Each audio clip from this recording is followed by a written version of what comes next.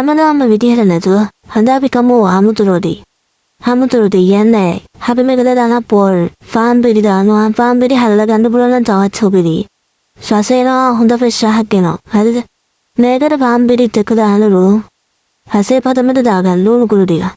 දාලා ඉස්සරහමදී මේක පොල් ටිකත් හොඳට මික්ස් කරගන්න. ඊට පස්සේ වතුර ටිකක් දාලා අපි මේක හොඳට හදනවා. හරිද? අන්තිමට වතුර ටිකක් දාලා හොඳට මේකේ පිටි කුලිය අසන අතේ ඇරෙන්නේ නැති ගහනට අනාගෙන පතම එනකන් අනාගන්න. හරිද? දැන් උන අතේ ඇරෙන්නේ නැති ගහන්න ඇවි තියෙන. ඊට පස්සේ අපි මේක ටික ටික කොටස් වල හදාගෙන දැන් බලන්න රොටි හදන්න. ඒක ටිකකින් ඔයාලා බලලා ඔබට ගන්න පුළුවන් නේ. එහෙනම් අපි ඒක ටිකත් එක්ක වීඩියෝ එකත් එක්කම බලමු. right?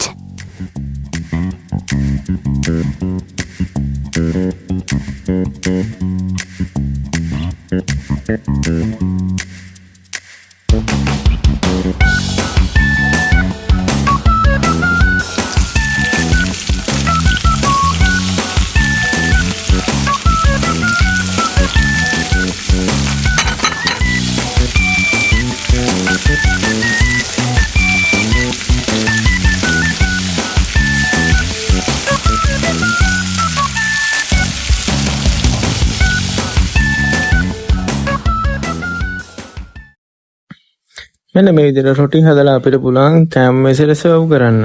එතකොට ඔයාලත් මේ වගේ හදලා try එකක් දීලා බලන්න කොහොමද රස කියලා ඔයාලට තේරෙයි. එතකොට එහෙනම් අපි අලුත් වීඩියෝ එකකින් ආයෙ හම්බ වෙනකන් රොටියක් කාලා ප්ලේන් ටිකක් එම්විලා ෆන් එකේ ඉන්න ඕනේ. සතුටුසෙන් ඉන්න ඕනේ. ජය වේවා.